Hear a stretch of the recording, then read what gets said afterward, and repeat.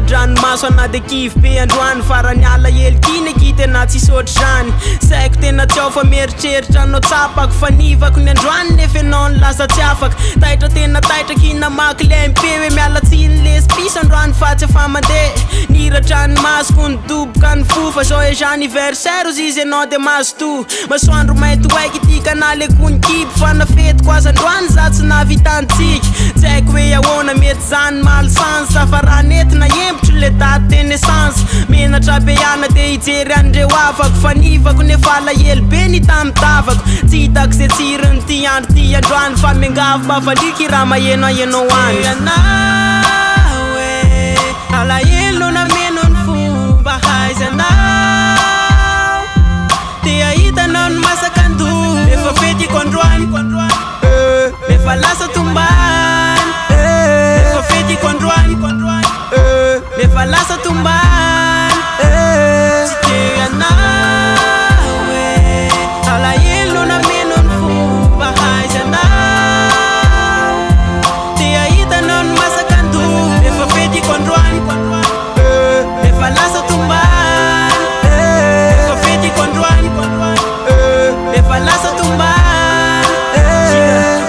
marary tena mavy kindry le tsy tonga tika tsy maintsy anontanykolona ho azena azo andry hoe nahoanany tsy afaka fa inona ary ny antony to tsy mandray appel efa natsokiny jatony tsy sasatry ny andrana na tena foana trany andro teo ambava ato so ianao mba tameniany indrisy nefa tsisy na de vita zany fety fa mba afarikely izy raha mandalo any lalezy teneny hoe le tinao le malalanao de tsy mba manana tenenina fa tsy ny anaranao na ny kalohaniny azy angemy sarinao afizy tsy malalanao ny pijerena sarinao matsapa tena kivekifa mezaka manafo na ny vatako aza maivana mitovy amtsikafiny sositra sy tezitra alahelo reo tsy lavo na fianao tsy mba namaly zay ny tena nasy ravo ianao e alahelo na meno ny fomba haizanao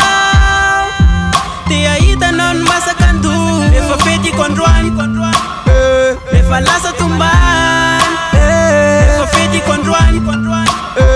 efa lasa tombany tsy te ianao e alahelo na meno ny fomba haizanao te ahitanao ny masaka ando efa fetiko androany efa lasa tombany efa fetiko androany efa lasa tombany